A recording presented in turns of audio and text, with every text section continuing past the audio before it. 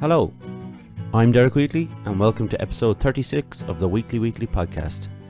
Thank you very much for joining us. I would very much like to say thank you to Cecile Jacot for her appearance last week and sharing her knowledge to do with hypnotherapy and persistent pain and how she deals or how she helps clients deal with the persistent pain through hypnotherapy. And she's also a sports therapist and she wants to kind of involve the two together, which makes perfect sense, and hopefully she can get there and get her clinic sorted, and that'd be great. I wanted before my guest arrives, I just wanted to talk about my experiences with hypnotherapy this week. So Teresa Bulger, who came on to the show on episode 20, so go back and listen to that if you haven't. She's a specialist in smoking cessation. But obviously I don't smoke anymore, but I do have severe anxiety problems. So I was having some bad anxiety over the last couple of weeks. And because Cecile joined us, it got me thinking of the hypnotherapy with Teresa, because she actually had offered a session to me. And just, one thing, and, things get in the way and time passed. And it was kind of in the back of my mind all the time. But then with Cecile bringing it back up again, I contacted Teresa and she said, come on in on Friday and we'll have a chat in a session. So I'll just tell you quickly how it went for me. So I went in. I'm very comfortable with Teresa anyway, because I know her now since I asked her to come on the show a while back. But she's a very relaxing person to be around, So I talked a little bit about anxiety and my experiences, whatever. To her, she spoke a little bit to me about herself, and then there's a questionnaire that you fill out. Now I didn't fill it out because this was just kind of an introductory, really to kind of so I could chat about it on the podcast. Because if I'm going to try these things, I have to really do them so I can tell. If I'm going to talk about these things, I have to do them so I can tell people about them. So the questionnaire was, and it was interesting because I mentioned a thing like, preempting conversations, and or even coming away from conversations and over-analysing everything that went on, and you're basically putting the thoughts, your thoughts into people's heads, what they think of you. And that was one of those things. I always preempt a conversation. I'm very nervous around crowds. That was on the questionnaire. So there was a few things that I mentioned that were on it. So I would have obviously been ticked on that in those boxes. So then what you do is there's a thing called a SUD scale, SUDS. It stands for something that I can't remember, and Teresa only told me yesterday on the live segment. So it's something like, say, if you were number 1, no acute distress and feeling basically good. Number 4, somewhat upset to the point that you cannot easily ignore an unpleasant thought. You might go to 7 then, starting to freak out on the edge of some definitely bad feelings. You can maintain control with difficulty. 9 then is feeling desperate, feeling extremely freaked out to the point that it almost feels unbearable and you're getting scared of what you might do. And number 10, which I definitely felt 11 years ago, 12 years ago now, I think, on those kind of the worst day that I had, was feeling unbearably bad, beside yourself, out of control, as in a nervous breakdown, overwhelmed at the end of your rope. You may feel so upset that you don't want to talk because you can't imagine how anyone could possibly understand your agitation. So Teresa said, now, if you're that point, you would obviously be going to a doctor or a therapist or wherever you'd go.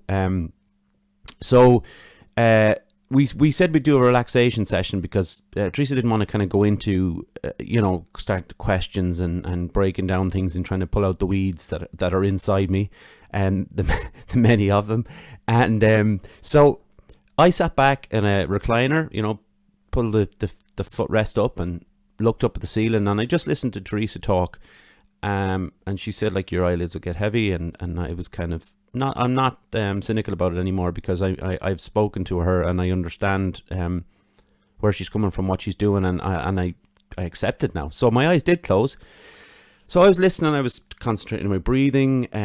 Teresa was saying, look, concentrate on the sounds outside or in the hallways and wherever, and picture, visualization, like the sky, the clouds, and I'm lying back and doing all this, and it's coming quite kind of naturally to me, and I am relaxed. My shoulders have, relaxed a bit into the recliner and all this. So Teresa talks me through it, and sometimes you drift out away from Teresa's voice and then you come back, and it was very relaxing. It was really good. I'd recommend it for sure. Now, when Teresa said, okay, you're going to open your eyes and come back to it, she did ask me how long I'd been did I think I'd be, been in the trance or in the relaxation, the relaxation way. That's not a thing, but you know what I mean. And I said 7 minutes, and Teresa said no, 25 minutes, and there's no way I would have got 25. I was even overdoing it with 7. I felt great after it. She gave me a couple of tips then as well. If I do feel anxious out in public or at home or whatever, to do these couple of things that might help. And it was great. I really appreciate Teresa allowing me to kind of come in and experience it, so I could talk about it. And I'll definitely go back to her, because there is things in there that I do need to get out, like talking wise, rather than just the relaxation we're doing. So look, if you want to contact her, Teresa Bulger Hypnotherapy on Facebook. You will find Bulger's Bolger. You will find her phone number. That she works out of the Dancing Soul in Monksland here in Athlone. 100% recommend her. She's great crack as well, which is important. And it worked for me, And if you are a little bit cynical, like I was, a few months ago, really go for it. Like, why not try it once? The consultation alone. Go along, meet Teresa, see what you think, and give it a go. You really can't lose anything, actually. So let's get into it.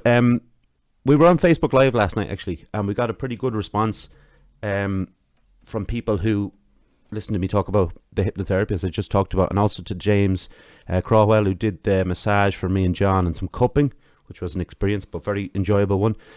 And like I said last night, we're going to be doing a bit of some ads for him from next week on for about 4 weeks, because he's a good lad, and he sorted us I can't say the word. He helped us out. So anyway, let's get into it. So I want to introduce my next guest. She's a competitive CrossFitter and a member of SBG Tullamore, and her name is Ginny Breslin. How are you, Ginny? I'm good. Thank you very much for coming over. Thank you for asking me. You're very welcome. You had a bit of a competition yesterday.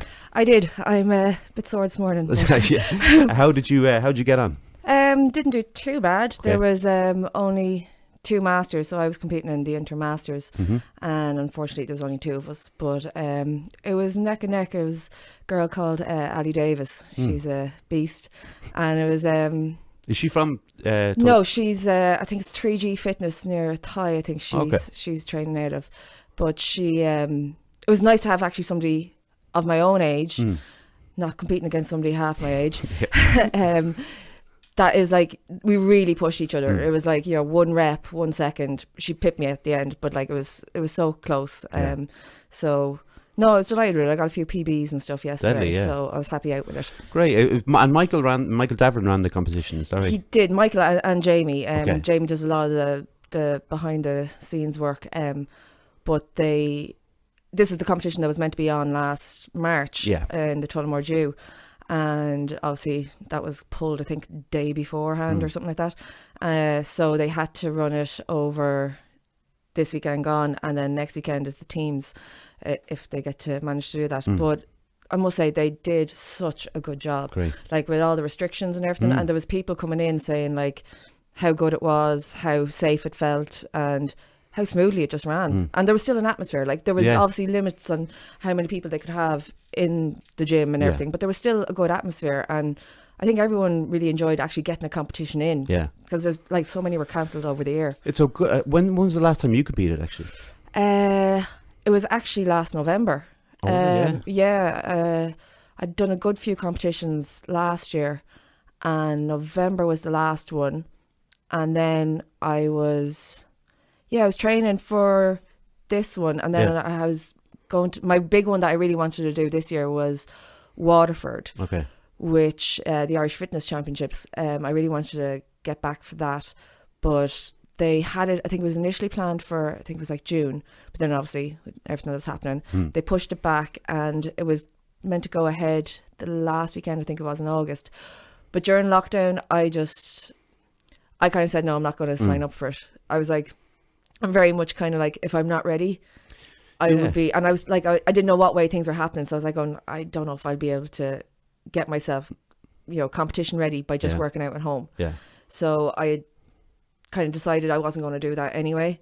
Now Sharon that I trained with in the gym, she was training so hard for it. I feel so sorry for her because she absolutely busted a gut over the summer, and she did phenomenal. Because this was her first RX competition. Oh, she did the RX. Okay. Well, they pulled it they pulled it the week of. So she was actually she was like going full tilt, and she had progressed so much. She was savage. I was so proud of her.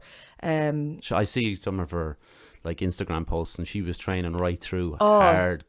Yeah. Like she kept on when all the rest of us were drinking bottles of wine. She was like, kept on her nutrition and she kept on her training.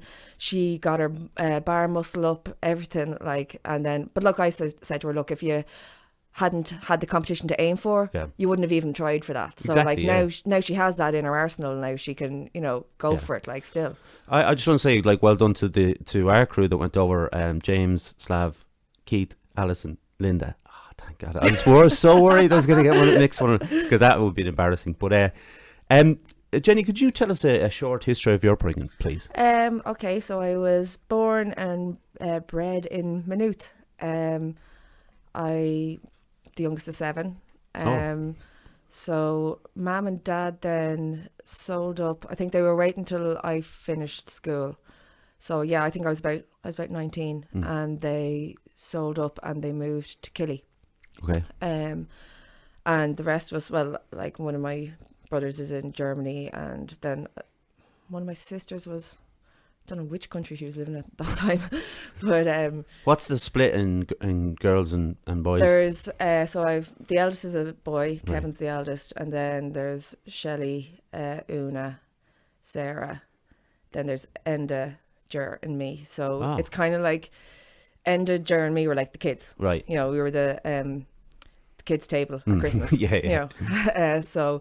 But like we all get on brilliantly. Right. Like now we drive each other up the wall, but like as families go, we would have hung out together and stuff. A lot of us would have hung out together. But yeah, Mum and Dad then moved to Killy when I was about 19. Majority of the rest of us stayed in Maynooth. And then did you like Maynooth when you were growing up? I suppose it did. Okay. Yeah, I suppose it was like we were old Maynooth, and it was. Then there was the whole college side of Maynooth, and you kind of felt a bit of ownership, like you college students, we own this place. But at the same time, loved the fact that especially when you got a bit older, you loved the fact that there was college students around. Yeah. I think it's a bit different now. It's not as. There's not that small community. Now maybe there is, it's just I've been out of it so long, but I just think there is a little bit of a difference. It's become more of that kind of suburban town, but yeah, no, I did. It's a nice town. Yeah. It is a nice town. We used to we lived with our mum in Swords when we were going to school, and our dad was on here, so we used to travel him down, but we always used to have to stop in Maynooth, obviously the bus, we used to hate it because it used to come off the main road, and we were so, the bus stop there that looks over like a field or something. I can't even remember. Can't remember what was on the other side. Was it on the bridge? Yeah. The Harbour Field. Yeah, it was just, is that what it was called? Oh, that's legendary. We hated that field so much. We loved it. So many things went on there. I bet it did, yeah. Quite well hidden from the road unless you're on a bus looking down on it. But so you moved down to Tullamore then? I moved down 6 years ago now. Okay. My mum got sick. Yeah. And I had just had Jodie. Jodie wasn't even a year old yet, and so myself and my partner and Jodie moved down with the intention that I was coming down just to nurse my mum for a bit, because it's like Dad wouldn't be able for it and blah blah. So yeah, we moved down, and then she actually passed away a few months later, and then my whole world kind of imploded at that point. Do you know, I want to say how how I found Ginny, but right, we'll get into it because there's a few elements of it actually. But you were doing a thing called Wimp to Warrior, which I'll get you to explain in a bit. Mm-hmm. But there was a video up online, and obviously we're following Tullamore quite closely because Kieran is Martin's coach, and I thought Ginny put on it was about 8-minute video. Something like that. Something like that. Yeah, around that. Yeah. And there's a few things that I picked out, but you did talk a little bit about mental health in it. Yeah. And obviously that stuck with me because when people are open and honest about it, I kind of remember it because it's like, it is improving all the time and it's great and more people are talking about it, but you know, there can't be enough talking about it, if you know what I mean. So it's good. Like, so I want to ask you then, like, when did you first become aware of mental health? I actually became quite aware of it quite young. My brother would have suffered a lot from anxiety and depression and stuff from a young age. And so I was like, when I was younger, I kind of knew there was something. Yeah. And then I remember when I think I was about 11, and I was after coming home from school or whatever, and I was in the house on my own, and my brother came in. He had been off out somewhere, and he came in and he was just in a state. And I was just like, oh my God. I kind of was like, I remember Mommy, like, you know, dealing with this stuff before. What does she do? What does she do? Yeah. You know? Yeah. And I remember kind of, he was just in a heightened state, and I was like, you know, what can I do? You know, I love you, you know, trying to do all the hugs thing. And I remember him vividly saying to me, he's like, you don't understand it, Ginny. He was like, I know I love you because you're my sister. He said, but I don't feel it. All I see is black. Wow. And I just remember going, whoa, I was only 11. I know, yeah. What and did you I was do? just like, trying to comprehend that. And just kind of going, but, you know, I want you to be okay. And he was like, just leave me. You know, you can't do anything to help me. It's just dark or whatever. And like, I obviously, I rang my mom or whatever, and they come home. But I remember that stuck with me. I was like, I remember being like a child and trying to actually visualize that when your eyes are open and all you see is black, what is that like? Yeah. So yeah, that was kind of like my first real introduction to it. But my parents were great. Yeah. Like, that would have been between like late 80s, early 90s, where like it wasn't talked about, it wasn't dealt with, and my mum and dad did absolutely everything they could for Enda. They found counsellors, and if that one didn't work, go to another one. They did everything. It was just that the services weren't there. Yeah. You know. Now he's brilliant. He's like, I'm so proud of him. Yeah. He's the one I'd go to now if things are. Yeah, yeah. I always said to him, I said, oh my God, should be a counsellor, because he's able to talk me around if I, you know, I'm not feeling the best or whatever. He knows, because he's been there. He knows how to deal with it, and like he's pulled himself up from like the bottom. Yeah. And I'm really proud of him how he's done it.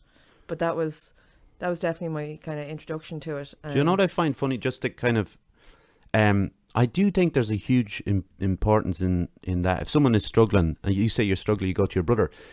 If someone out there knows someone who's been through it and seen it, like, they're the ones with the wisdom of it, you know. Yeah. And they're the ones that will have no problem talking about it to you. I think that's kind of an important thing, because we all say we should talk to people.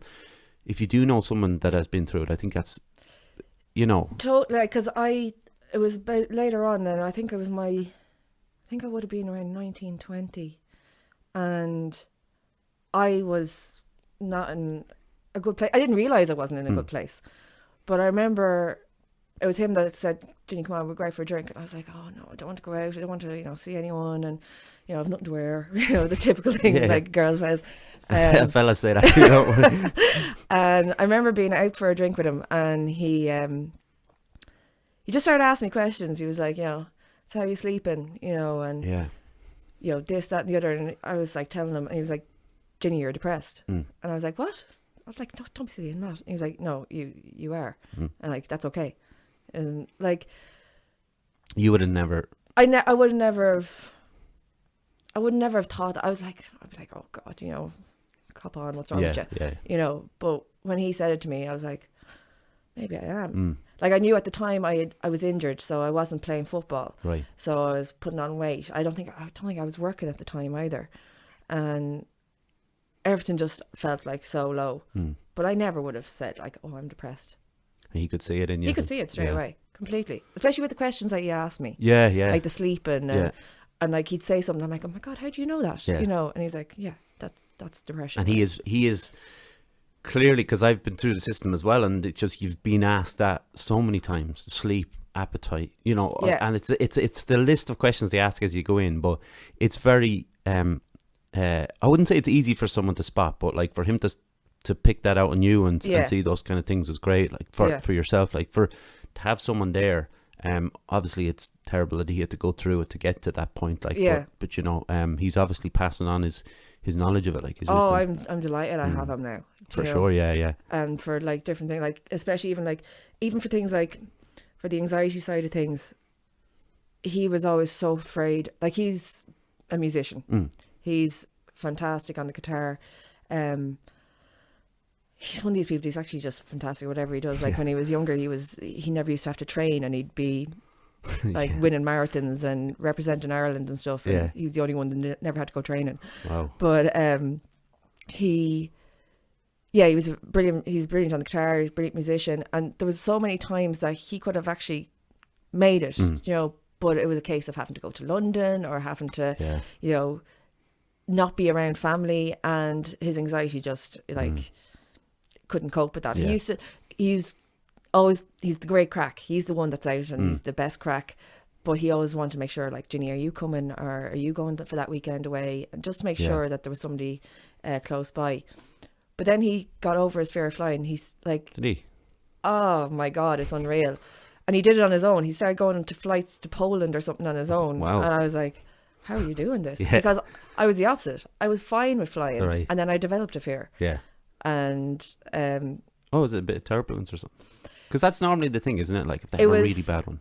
It was, do you know what? It was after, I think it was two things. I went over to London for a birthday party, and I was actually ended up sitting between Enda and my other sister, who had fear of flying that time. Okay. So they were doing all this squeezing into my legs.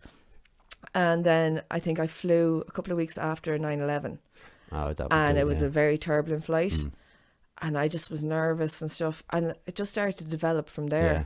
I'd say, like, I can't imagine the amount of people who've been put off since 9/11. Like, and not just the visuals of seeing those things happening, but just those, you know, wobbly planes and stuff. And all of a sudden you're like, oh, there's something going on here that I don't know about. Yeah. And it's not just like some, I don't know what causes turbulence, clouds. Whatever it is. Other stuff. Whatever does it. The pilots will know. This is the shortest question I've ever written. And it just says, why CrossFit? Why not? That's the end of that one. When I moved to Killy, and after, you know, some stuff had happened and that, I knew nobody. I would have times when, like, Jody would be gone to his dad, and I'd be like, okay, this is my free time. And I was like, I don't even have anyone to go for a coffee with. Yeah. You know, so, and I had been playing football. I'd still been playing football for Maynooth, and I had been travelling. Is that Gaelic or yeah, that was Gaelic. Okay. I used to play soccer years ago. You can tell I never played. Is that Gaelic? No, it's the Gaelic. No, I was still playing GAF for Maynooth, and I was travelling up and down for training.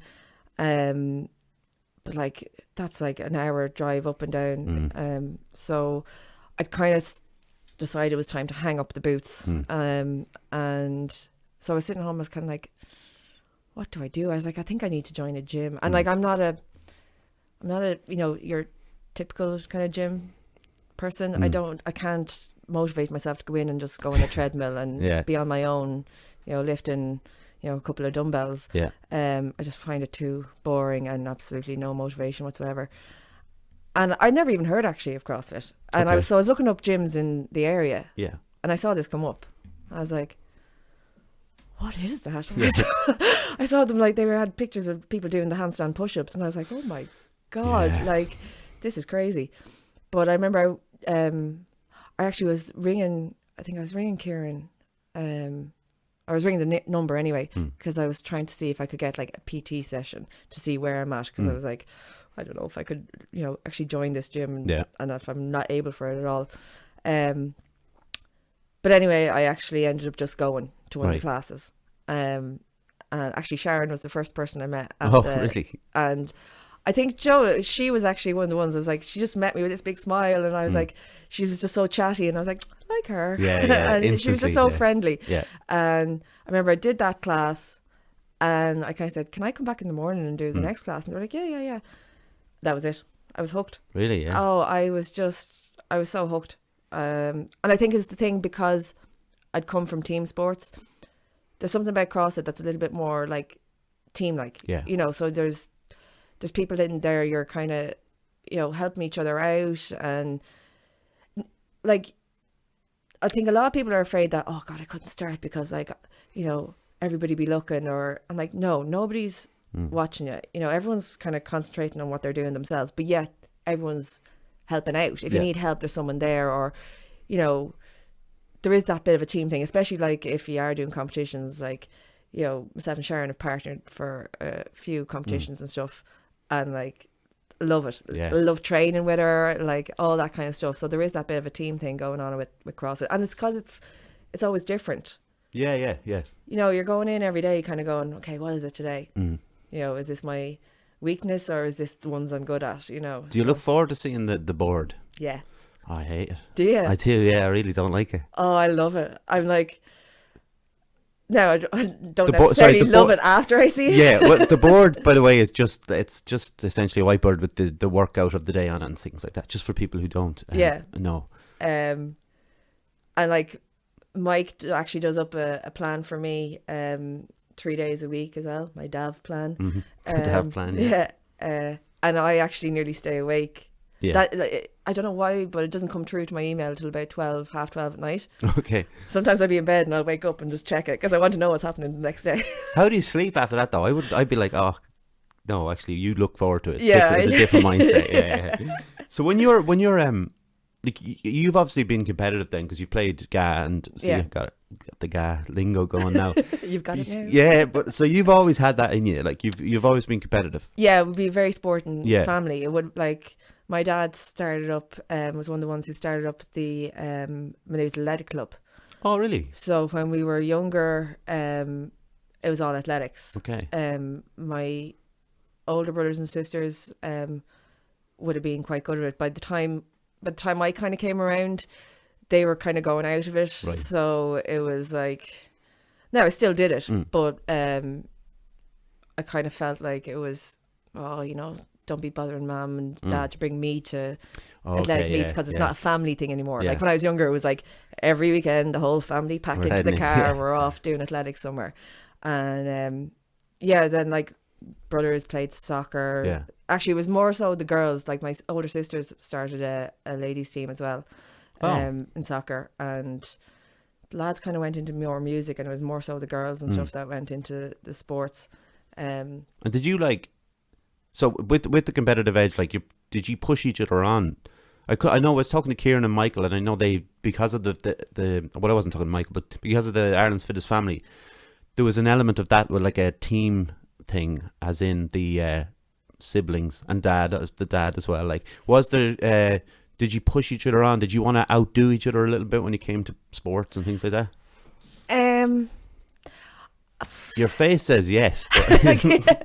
But well, I suppose, like, thing is, I was the youngest. Yeah. So, my sister next to me, it would have been like kind of later on that she got into sports.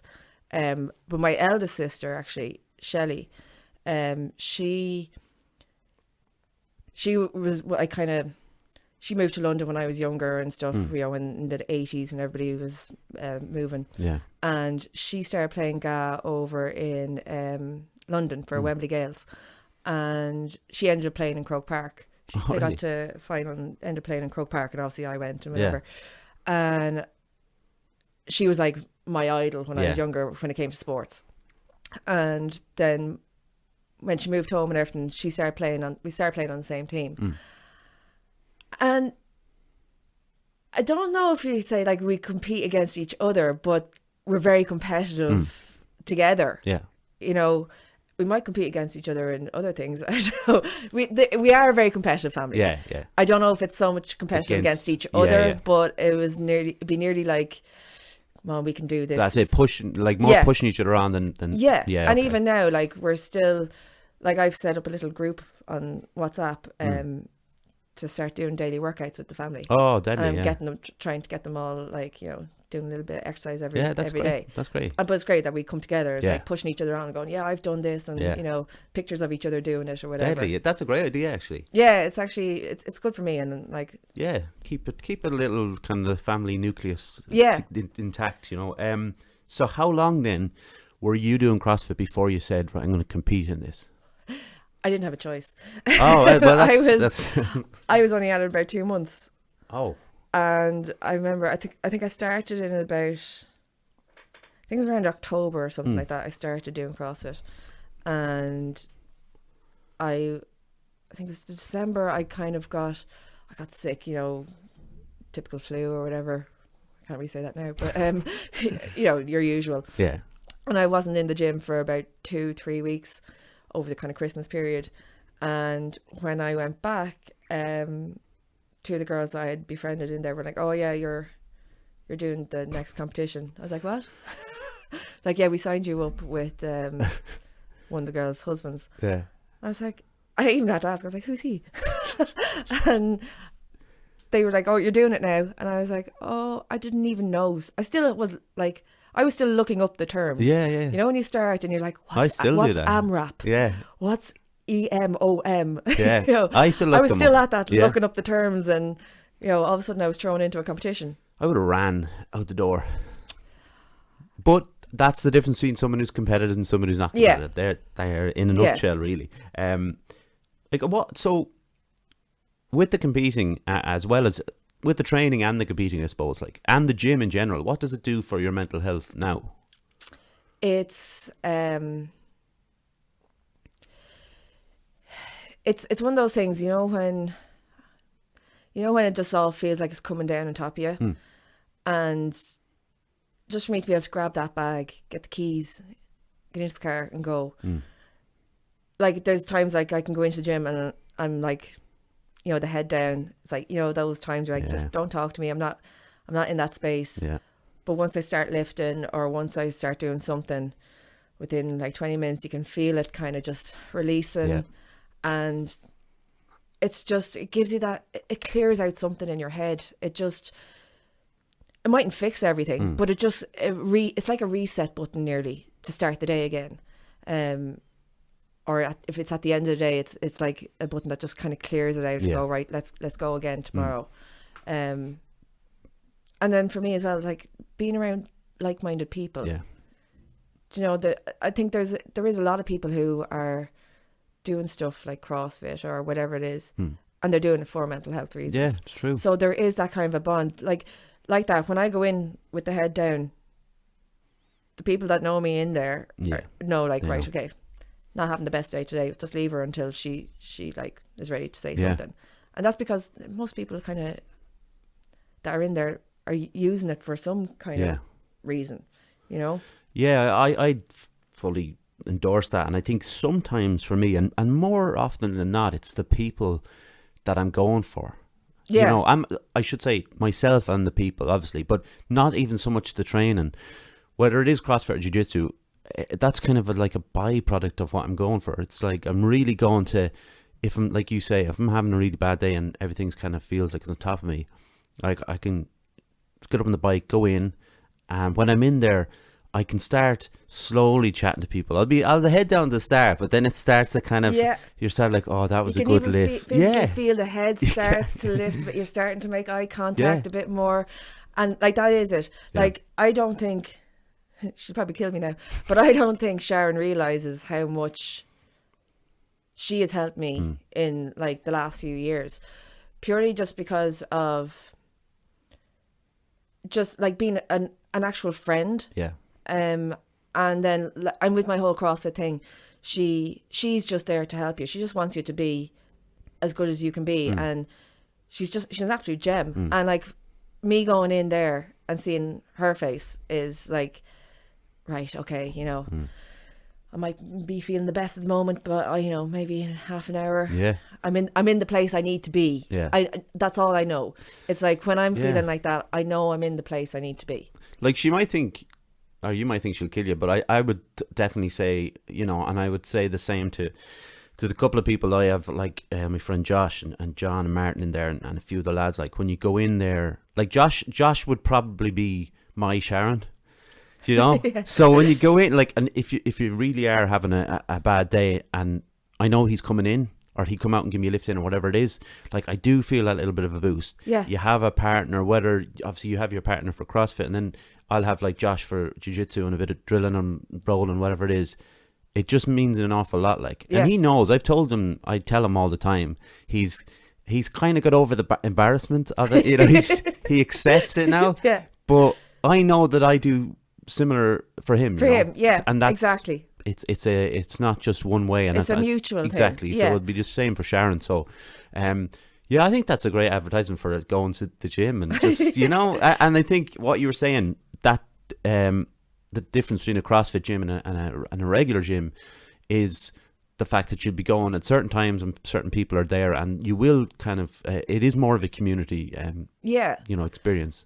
And with the CrossFit as well, you're kind of like, there'll be a certain number of you who are maybe trying to improve on a certain movement in around the same weights or something. So you're nearly kind of helping each other out, and you become that little like, oh, how did you get on with that today? Oh, how are you progressing with that?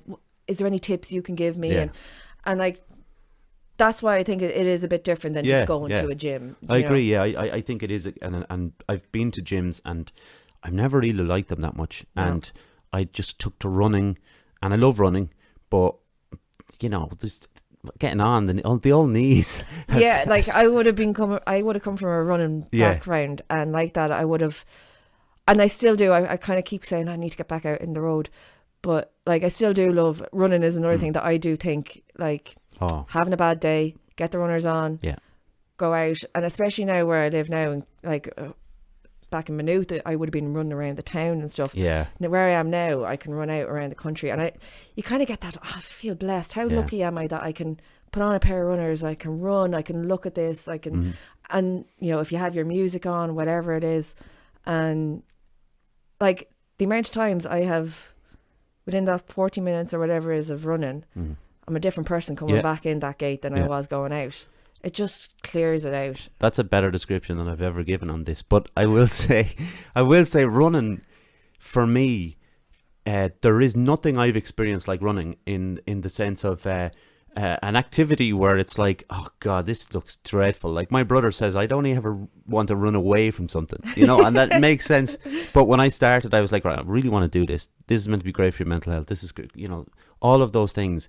But until I did it and did a fairly decent distance, you don't have to run a marathon. But, say I started with 5K or whatever and I got back. It's not just an achievement, but that thing that you said, like, about just clearing the head out.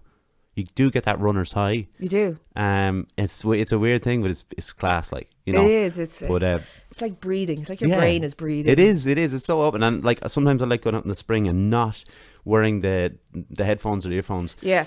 And you can, because if you keep going out this way, there's a bog and it just birds everywhere and all sorts of different birds, and it's just a nice kind of thing. But listen, we'll just get in a bit of an advert for a gym, considering we were chatting away about one. There we go. Fusion Training Centre, Monksland Athlone, a place to train in Brazilian Jiu-Jitsu, kickboxing, martial arts and CrossFit. A great atmosphere with experienced coaches and a real sense of community.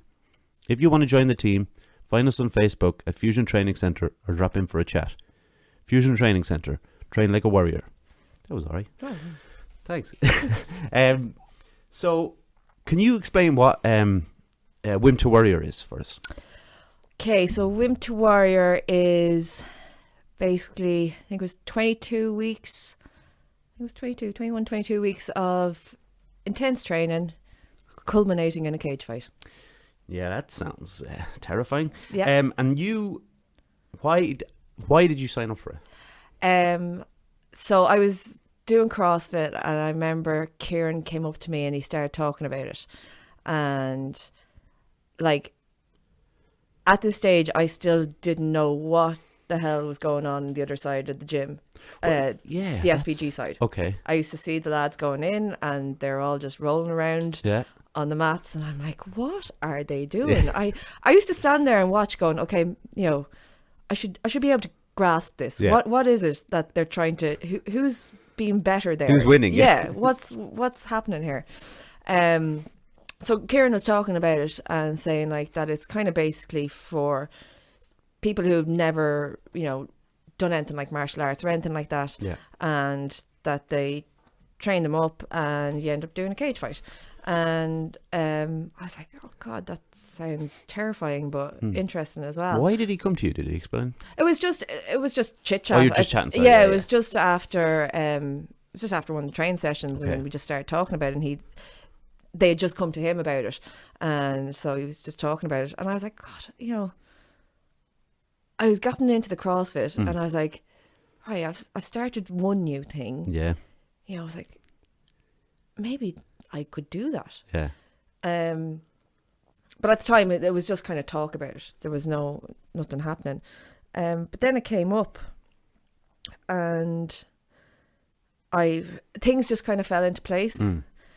And as in, like, even being able to pay for it financially and everything, just the kind of stars aligned, I suppose. And a lot of things were happening. I was kind of going, is this my mum telling me I should go do this, and especially because of what was happening around that time, I was like, I was kind of finding myself, I suppose, not to be so cliched, but I don't want you to that. I was kind of like in a place where I wanted to, dig deeper and find out a lot more about myself. And so I said, okay, let's do this. I was like, to me, it's unimaginable, I'll be honest, right? And that's coming from someone who has done a bit of jiu-jitsu, I suppose, right? So, but a cage fight is not the same thing. It involves wrestling and punching. Yeah. And no kicking or kicking? No, there's kicking as well, yeah. So wrestling, punching, kicking and jiu-jitsu in 22 weeks? Yeah. It's bonkers. It really is bonkers. Best thing I ever did. Great. Best thing I ever did. And the thing is, when I started it, I kind of, because I remember Kieran saying at the start, like the cage fight isn't the be all and end all. It's actually the training that is the challenge. The cage fight is just like the cake at the end. So I tried to look at it that way. That forget about the cage fight. Just focus on actually getting up every morning, getting in there and training.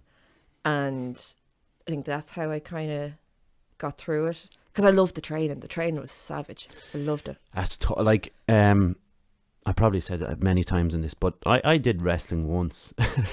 I was exhausted. It's so tiring. Like, jiu-jitsu's tiring, kickboxing's good cardio stuff. Wrestling is so tiring.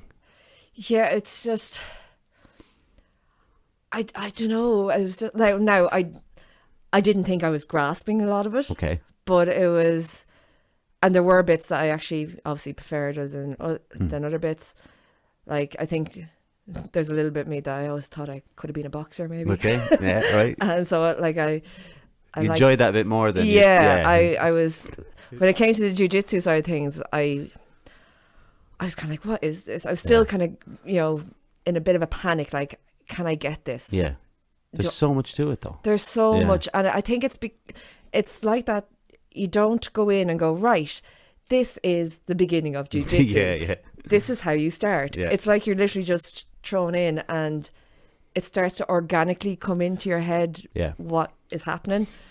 But I think I struggled a little bit with that because it was so alien to me.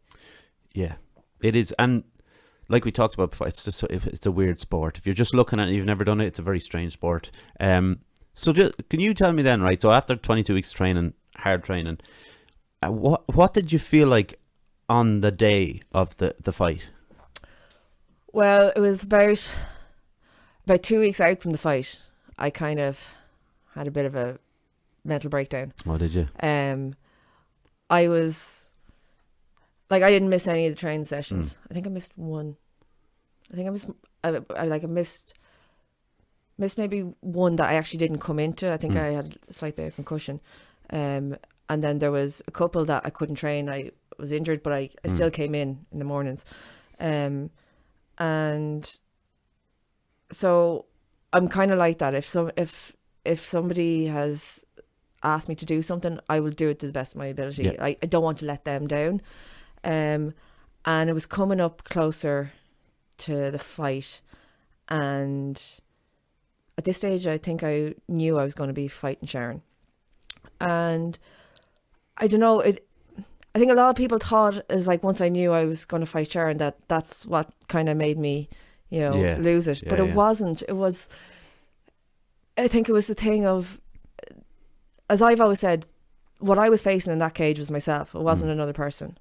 It was myself that I had to face inside that cage. And I was getting close to that, like, I'm going to let people down. I'm not as good as I should be at this point. And everything just started to go. I'd be sparring, and like a couple of weeks before that I'd be sparring with the lads, and I'd be getting in left hooks and everything, and I'd be feeling great. And at this point I was sparring and everything was going out the window. I was forgetting everything. I was getting absolutely smashed. And I remember actually breaking down on the mats crying in front of Kieran Davern, and I'll never forgive myself for doing that. But I remember him saying to me, you don't have to do this. And that was like, the minute he said that, I was like, are you kidding me? And I went home and I was like, there's no way you're not doing this. And I actually went and got hypnotherapy after that. Oh, did you? Just after listening to your podcast from last week. Yeah, I did. I got hypnotherapy after that. And I kind of, coming up to the hypnotherapy really helped me. Coming up to those last few days coming up to the fight, because I started to enjoy it again. Right. And I started to enjoy, like, let's go for this. And myself and Sharon had bonded so much over that period. Like that week coming up to it, we were doing our ice baths and all that. So I was looking for like a set of nerves you've never ever experienced before in your life, but I was excited for it, And even down to like picking your walk-in music. It's like, oh God, I have to get the right one.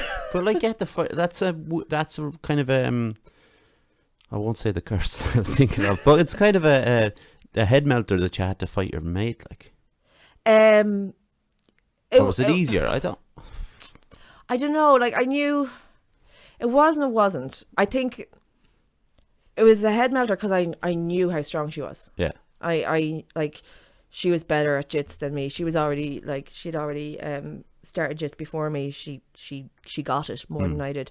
I just knew going in, I was like, I don't want her to take me to the ground, because otherwise I'm gone. I have to try and keep it standing. And I was going in thinking, oh my God, is this going to last more than 10 seconds? I literally thought I was going to be gone in 10 seconds.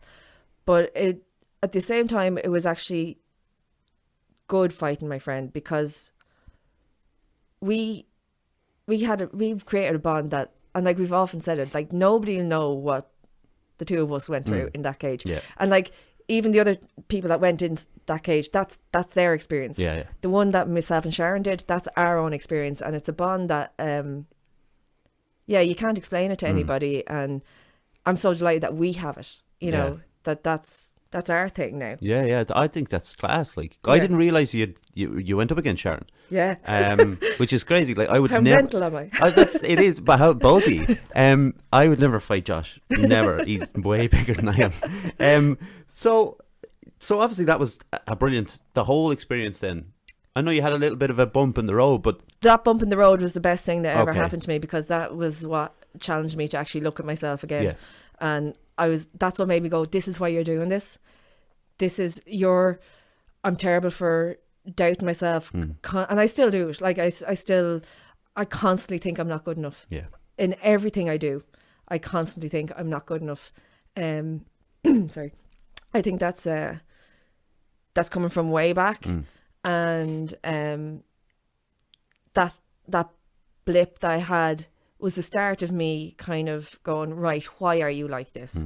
Now, I haven't got it figured out, but I've gotten little bits. I've started to pull away little layers here and there, and I'm getting there. Yeah. And I now can always look back when I come up to things that I'm like, oh God, I don't know if I can do this. Like even today, Yeah.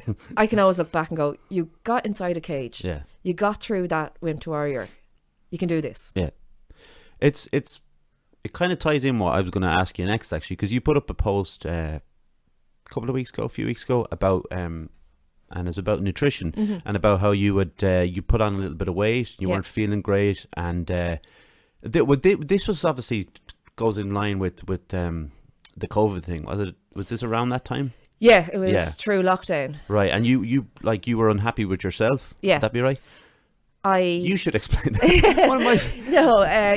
I was so obviously lockdown. I was still training away. Yeah. I was still getting my plans off Michael. I was still like pretty much training like 5 to 6 of the days. At the beginning, I did what probably most people did, and the 8 bottles of wine became part of the shopping list. Yeah.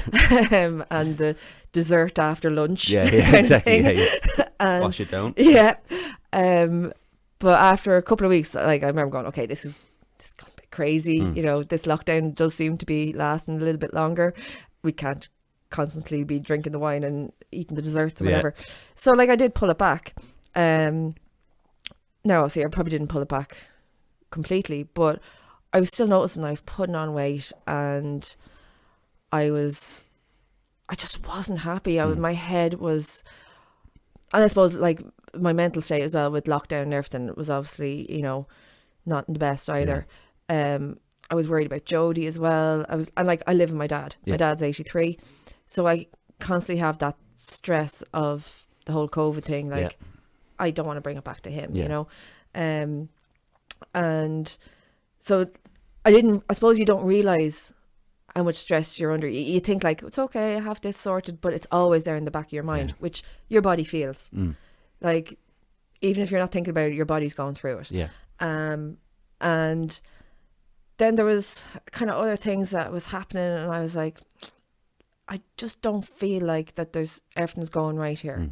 And I knew Sharon was obviously on the nutrition plan with Tristan, and I kind of asked her about it, and I was like, I think I might just try it for like even for a month, just to kind of get myself back on track. And because I think there's other things happening that I can't figure it out myself. Like just going back eating clean isn't going to do it for me. And I'd been to the doctor and I got a load of bloods done and everything, and so I contacted Tristan, and he was brilliant. I had an hour-long consultation with him over the phone on video call, and there were so many things that he was able to say, I bet you this, I bet you that, and I was like, oh my God, you're so right, oh my God, yes, oh my God, this, that and the other. And he was able to tell me, why I was putting on weight. There was a lot of things with hormones and everything, and he was saying that he was delighted that I kind of got in touch with him, because he was saying, and I do think it's true, there's a lot, especially in my age, there's a lot of women who things start to change and hormones and everything, and you put on weight, and a lot of us kind of go, oh God, we just have to put up with it. That's the age you're at. And it's like, it's frustrating, especially for me. It was frustrating. I was like, I'm training all the time, so he actually had said to me, I actually need you to stop training a little bit. I need you to rest a bit more. How was that? Didn't go down great. I wouldn't have thought so. Yeah, the first day, I remember he got me to rest 3 days in a row. All right. I was like, are you for real? Yeah. Do you mean I can't go into the gym on Saturday? And he's like, yeah, I want you to rest 3 days in a row. I was like, okay, nearly having palpitations. And then he asked me when was the last time I had a rest week. I was like, what's that? What's that mean? But do you know what? I kind of went, okay, trust him. He's a professional. Trust him. And I've stuck by it, and I'm absolutely delighted. I dropped 5 kg already. My everything just seems to be going better. You feel better. Like, he told me what supplements to start taking. I wouldn't have a clue. You know, you'd kind of have half an idea, oh, I should be taking magnesium, or I should be taking this, that and the other. But he knows exactly how much I should be taking and when to be taking it. And, you know, when I was like, I started to feel quite tired. And he was like, right, I need you to come off this and we're going to try this. And I definitely think, you know, nutrition is so key. Yeah. Because so before all that, I was obviously feeling like, you know, putting on weight, but my head was just... I was getting to that point where I was kind of going, I think I might need to go back talk to somebody again. It wasn't just a weight, that wasn't the...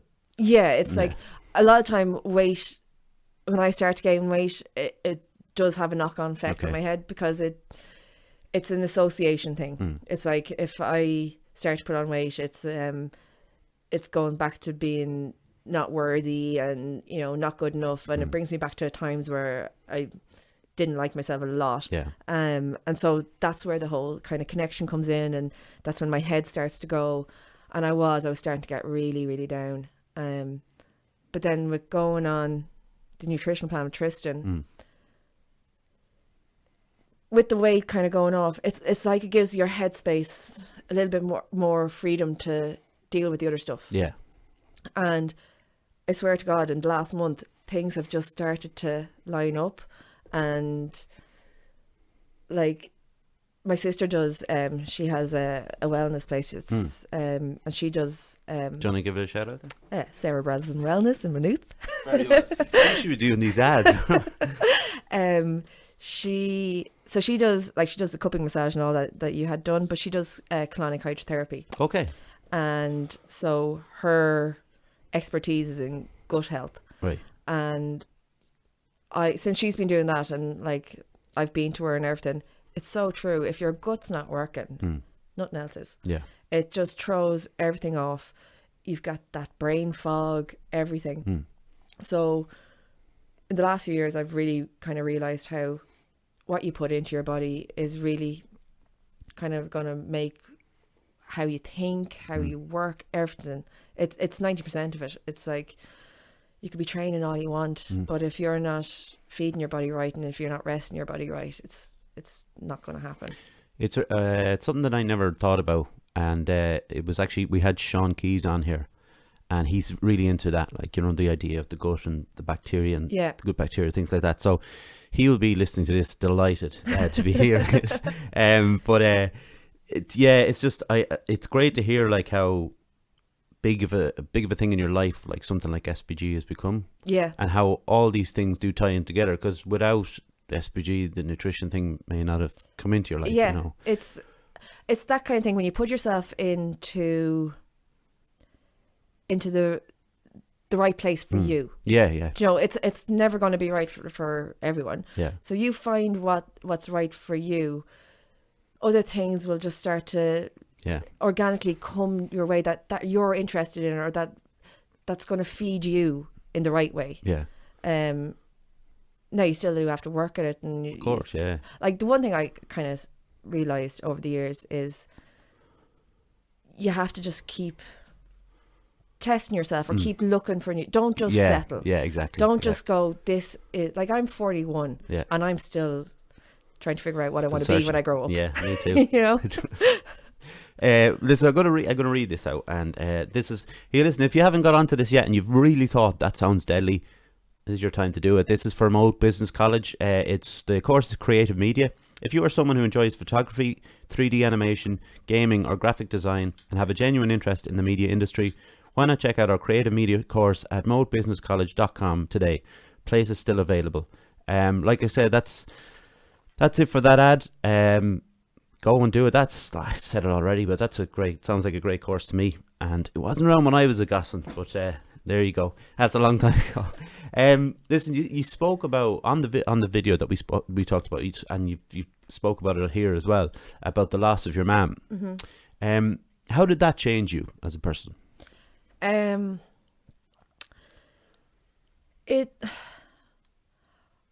don't know how it actually changed me. It was, a lot of stuff happened around that time. So it was, it's actually 6 years on the 7th. So we're two. This actually, because we spoke. I don't mean to interrupt, but we spoke about this. You coming on this episode, and it was going to be out. It is going to be out on the 7th. Yeah, and you said it was a sign. Yeah, which you also said about the Wimp Warrior as well. Which is interesting. Yeah, and that comforts me a lot, because I do kind of honestly think like my mum does kind of go give me little signs here and there. But yeah, like I when I nursed my mum, when she passed away, I kind of felt like I was still in nurse mode. Okay. I kind of felt I felt like my brothers and sisters and all that were kind of saying like, oh, I got this sign, and I felt like I wasn't getting those, and I was like, okay, what's wrong with me? And yeah, I think, and especially losing my mum after Jodie only being young, like Jodie was only a year, just over a year old. I kind of felt like, oh, I've lost that person to go to. Like I've seen my older sisters and brothers and that when they had their kids, it was like, you know, you go to your mom and go, this is happening or that's happening, and it was like I didn't have that. And you know, it's just your mom is your mom, no matter what age you are. And when she's gone, it's like even like 3 years afterwards, I think it was, and I remember I think it was something like to do with cooking. It was normally cooking or sewing that I used to ring Mum about. You know, Mum, how do you do this? And it was about 3 years afterwards, and I went to pick up the phone and go, oh, I'll ask Mum. And I went, oh God, I can't do that. But I love talking about her. I think I asked you, was it all right to bring your mum up? Yeah. And that's what you said. I love that. Like, I think that's I just thought it was lovely. Like as a family, we constantly talk about her. We celebrate her constantly. Like if anything happens, we was like, it's okay, Mum has your back. Mum will sort this out, you know. Or something happened, goes, that's Mum, or a song will come on the radio, and like the Elbow is one of the songs that we remember when it comes to my mum. And like if it's on the radio, one of us will put it up on, you know, WhatsApp, whatever. Look what's on, whatever. But yeah, we were very lucky in the way. God, I don't know if you can say that you're lucky when your mum passes away, but everybody got home. She was at home. Yeah. And everybody, like my brother got back from Germany, my sister got back from Spain, and we all got to spend time with her. We all were kind of a bit of a musical family as well. Like my mum was an operatic singer. Was she? Yeah. Oh wow. She was trained operatic singer. She was fantastic. Really, but again, she was one of these people, she never realised how fantastic she was. I think that's where there's a lot of kind of generational baggage that I kind of want to cut before it goes on to Jodie. Yeah. But she was fantastic. She could have been anything she wanted if she'd had the belief in herself. But yeah, we, like, the last few days we all got around, like, brother had the guitar and we all sang around. Nice. Like, it was like we were the Kelly family. They used to slay. I remember them, but singing around the bed and everything. And then we got up at the funeral, myself and my two brothers got up and sang and stuff as well for her. Nice. So like, I obviously miss her every single day, but I feel blessed I've had her, and I kind of feel blessed I have someone in a higher position on that side of it to work their magic for me, and I do believe, I don't know what I believe, like, so to speak, but I do believe that you can't have other people there, you know, trying to guide you or, you know, give you a sign, and I think even if it's true, if it's not true, if it comforts you, then that's it. Like, how bad is that? Yeah. I definitely don't think anybody should come along and say, well, that's, you know, anything. Look, I'm not a religious person, but I'm not going to have a go at other religious people for it. It's not anything to me, you know. It just shouldn't mean anything. And if you take comfort from that, like, there's no harm to anybody in the scenario, you know. Exactly. There's a picture of your parents on the wedding day on the video, and you were the absolute spit of your mum. And I'm sure you've heard it loads of times, but you really are. Have you heard that before? I have. Yeah, so many people, like, or if I put up a picture, like, on her anniversary or her birthday, and especially, like, people who probably who know me, but wouldn't have known me when my mum was alive and stuff, and so they never would have seen my mum, and they'd be like, oh my God, you're the image of your mother. Yeah. You know, when you're younger and people say, like, oh God, stop. Yeah, you know, now I love it. Yeah, like, exactly. Know, it's like, you know, take pride in it. Yeah, absolutely. Like, and although some people then still see my dad and they go, God, you're the image of your dad. Well, yeah, that is kind of strange how people can see different things like that. Yeah. You know? But there's a part on the video. So, and Joe, what age is Jody now? Jody is 7 now. So in that video, he would have been. Oh my God, that was 2 years. I think it was like 4 or 5. I think it was 4. Yeah, on the video, I think it was 4. There's a lovely bit of you both have the boxing gloves on, and you're playing in the garden, and, you know, having a bit of fun in that. But and you clearly adore him, and you can see that in the photos you take, because, you know, up on Instagram, things like that, you can just tell, like, you know. Yeah. But there's a part in the video where you get a little bit upset. Yeah. And what was kind of noticeable to me, and probably to everybody watching, was when you were talking about Jody and how you were a better mom now, as you were to, I think you said 3 years previous, so that would have been 6 years, we'll say. And you wanted to, I suppose, for him to be proud of you, and, you know, the kind of things that people want their kids to kind of look up to them and that. But it was just that moment of emotion that came out. It was a very striking kind of moment, and obviously it's him that brought it out in you rather than yourself. Yeah. So now, you're a great mother. I hope so. No, do you know that though? Are you still worried? Look, I think every mother still worries. Okay. I think you're constantly questioning yourself. Am I doing it right? You're looking at other people going, they're doing that. Should I be doing that? But I'm a lot more confident as a mother now. Okay. Back then, when, like, myself and Jodie's dad split up, like, wasn't the best situation. It was like I was left at like, my mom had just died. Yeah. And then I found out, you know, he was cheating, and then left. And you kind of think, you know, when that happens after being with someone 14 years, you're kind of going, oh my God, how? I kind of put it on myself. I was like, so am I that worthless of a person that even after 14 years, that at that time, at a time when my mother is dying and has died, that's when this happens. I took it on myself. I was like, I must be awful. Yeah. I must be, you know, not worth anything. And that kind of transferred then into me being a mother to Jodie. Yeah. I suppose, obviously, trying to grieve my mum, which actually was kind of taken from me because the whole breakup kind of took away my grieving period. You know, it kind of stole it from me in a sense. And so, like, I just had so many things on my mind, and I felt like with Jodie, I was like, I didn't even know what I was doing. I felt angry all the time. I felt like I was snapping. I was so easy just to go. And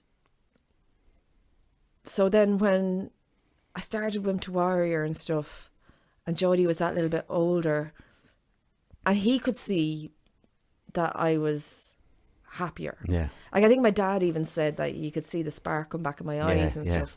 And I think kids are great for being able to, they can sense it.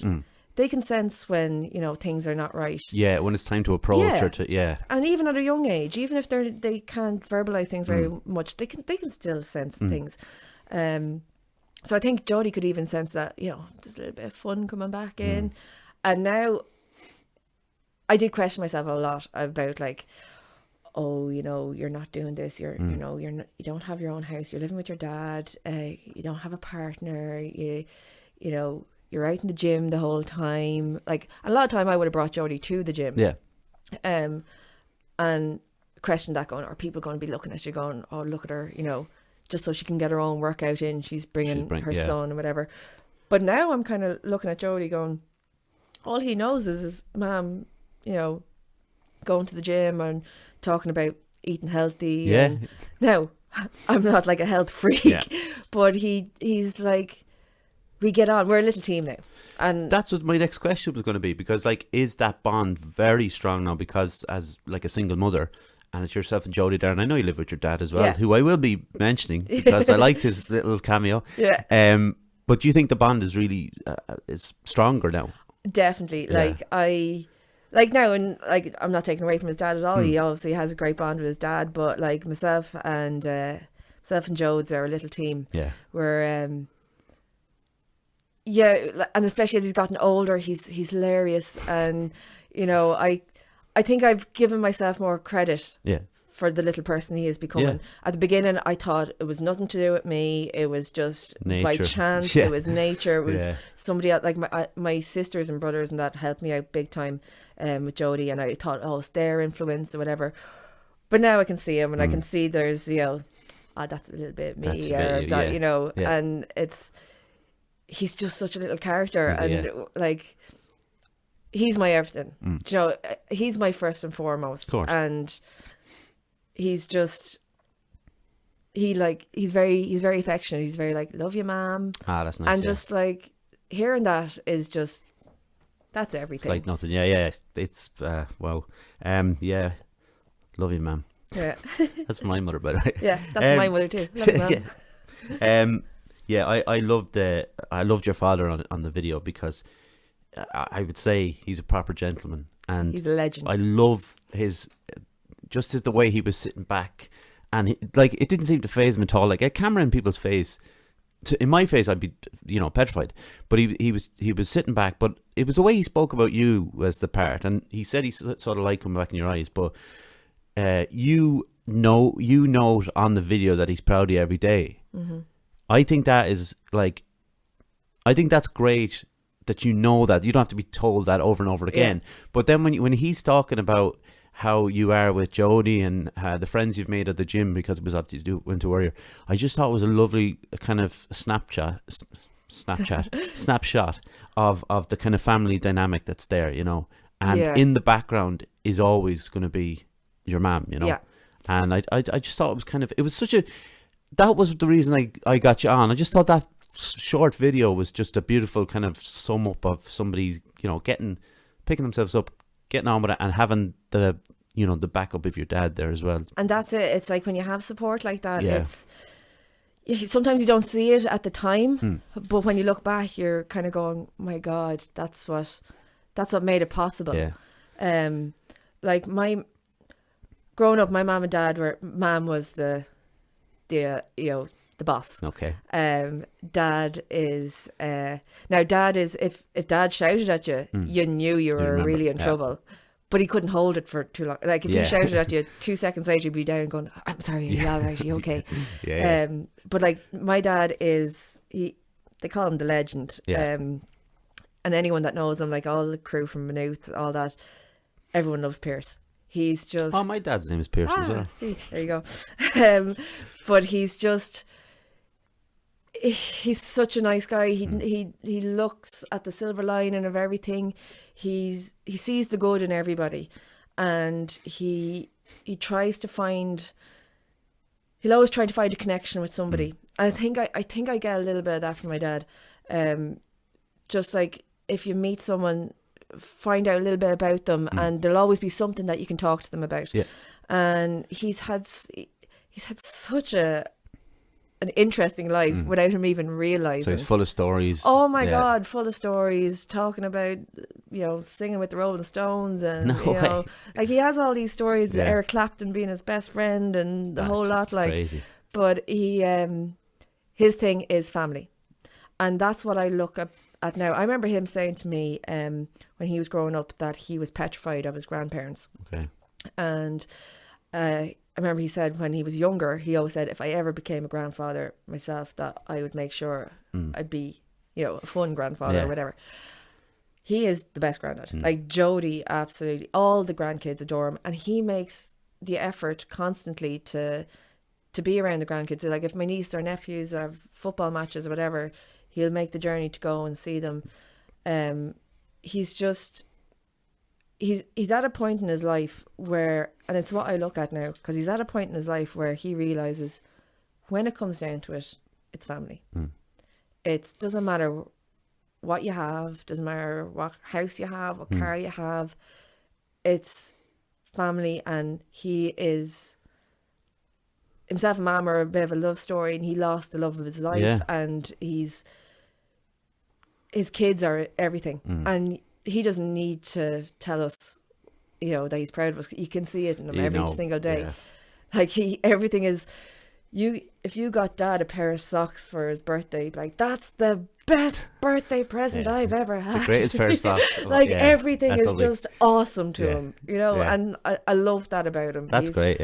He's just a big bubbly guy that, you know, everybody just wants a big bear hug off Pierce. He sounds great, and I just thought in that he just was stood out in that, like, you know, you could tell he loved that. Well, maybe you will, but I love the fact you could tell the character of someone. I love that you could see it. Yeah, just in the little snapshot of it. I nearly said Snapchat again. Don't even use Snapchat now. I'm not gonna. I ask people what they do in their spare time, but I'm gonna like switch it a tiny bit, right? So. You obviously have Jodie now. You do your CrossFit, and what did you do? What was your favorite things to do when you were in your 20s? I'm not talking about drinking now. Oh God! Well, just what else could I say then? yeah, that's all I did. The pastimes that you were into around then. I suppose it was football at the time. I always kind of wanted to dabble in maybe singing and stuff, but really? I never really took the leap. Who had you been told that you were a good singer? Ish. By yourself? I thought it was amazing. When in school, I we did two musicals, so did Oliver and we did Calamity Jane, and I got a lead role in both of them. Wow. And I loved it. Oh my God, the buzz of being on stage was just awesome. And I remember the priest that was in the school, actually at that time, he's passed away since, he was really forward thinking and everything, and he was really into music, and he was the one that actually got the musicals into the school. And himself and my sister was a teacher and became a teacher in school, and so he ended up being at her wedding, and so this was a couple of years later, and he was talking to me and he was like, I always think you should go get your voice trained, like you have it, you know, you just go get it trained. And my mom used to always say to me, like, go get your voice trained.